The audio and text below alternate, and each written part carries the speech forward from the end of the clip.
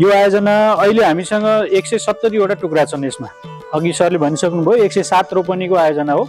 यसको main entrance त यतापट्टि साइडमा हो। यसको मेन इन्ट्रान्सबाट आउने रोड चाहिँ 26 फिटको हो।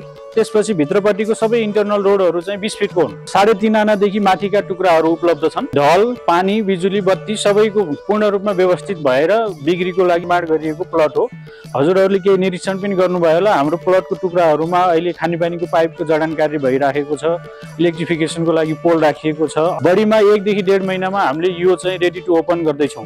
त्योभन्दा तलपट्टिको प्लट सबै यसलाई चाहिँ ग्रिनरी स्पेसको रूपमा हामीले डेभलप गर्छौँ। तलपट्टि पार्कको रूपमा डेभलप गर्ने हो। त्यसपछिको आयोजनाको टोटलमा 5% फेरि हाम्रो ओपन स्पेस पनि हामीले यहाँ छुट्याउँछौँ। यो ओपन स्पेस चाहिँ ठाउँ ठाउँमा यसरी छुट्याइएको छ। सेन्टर पोर्सनहरूमा छुट्याएका छौँ। त्यसबाहेक यसमा चाहिँ हामीले सुबिसु इन्टरनेटको सुविधा यहाँ हामीले सुबिसुसित एग्रिमेन्ट पनि गरिसकेका छौँ।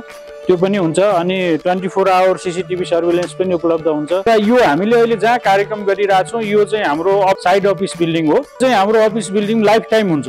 हामी यहाँ जग्गा बेचेर अनि हाम्रो टुक्रा सकिएपछि यहाँबाट हामी निक्लिँदैनौँ। हामीले सेल्स गरेको सबै क्लाइन्टहरूमा भोलि पछि पनि आउने प्रब्लमहरू, उहाँहरूको विवादहरू, नक्सा पासको लागि, घर बनाउनको लागि, सबै कुराको लागि प्रब्लम सल्युसन गर्ने, हामीले बेचिसकेपछिको यो बाटो रोडहरू सबै मेन्टेनेन्स गर्ने, त्यसको लागि पनि हामीले यो अफिस बिल्डिङ चाहिँ हाम्रो यहाँ कन्टिन्यू नै रहन्छ।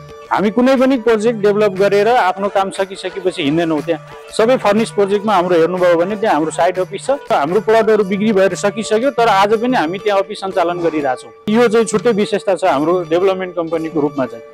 यो आयोजना चाहिँ त्यसरी सञ्चालन छ। मैले सर्टली यो आयोजनाको बारे ब्रिफ गरेँ।